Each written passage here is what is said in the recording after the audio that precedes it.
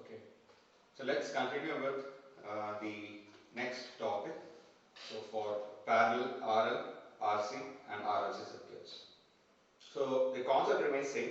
So the only thing, some parts may change because we are going to deal with parallel circuits. So this is the circuit diagram. So I have connected R and L parallel to your uh, excitation voltage V of t, and as well as the current which is flowing across your R and L will be I of t. So similarly, from your KCL we can able to conclude with this particular equation where your I phasor is equal to IR phasor plus IL phasor. So this is the impedance basically. So your actual circuit, generally we say this as 1 by Z.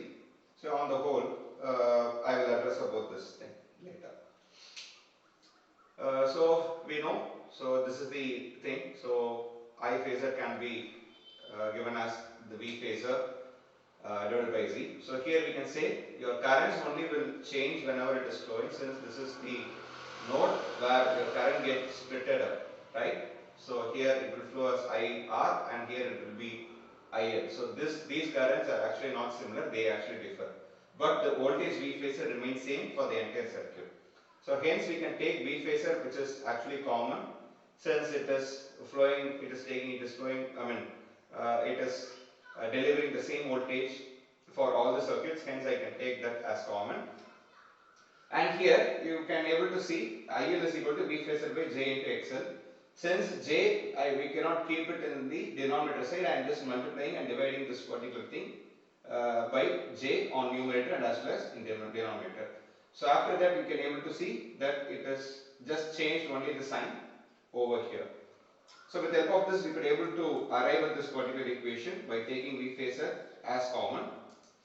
So the only change is in series circuits we were denoting your impedance, then your resistance, and as well as the inductance as basically the ZL we generally say it as the reactance.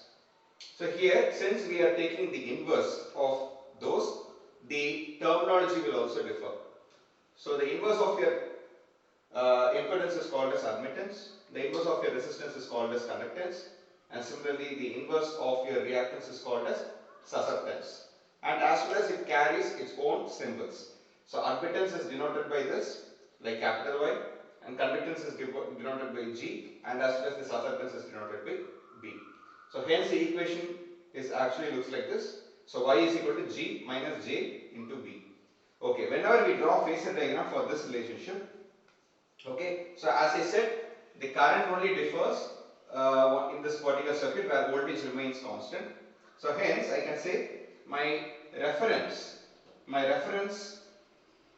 phasor will be V phasor, and you know the current actually in the resistance it will be the same. So based on your Ohm's law you can say both are actually the V phasor and as well as your IR phasor, both are actually in phase, hence you can mark down as it is.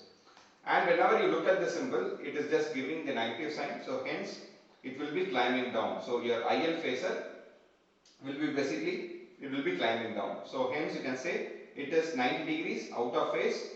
Basically the IL phasor is 90 degrees out of phase with your V phasor. Okay. Then the resultant vector of IR phasor plus IL phasor is nothing but your I phasor. Okay, so this is your phasor diagram. So from here you can able to derive all these three things. So only thing, previously we were dealing with voltage triangle, here it becomes current triangle, and your impedance triangle becomes admittance triangle, and power triangle remains same. So only thing the terminology differs, but other thing whatever you derive it is same. So with this we are concluding this particular topic. So in next topic I will just do for RC circuit, but RLC circuit we are going to do.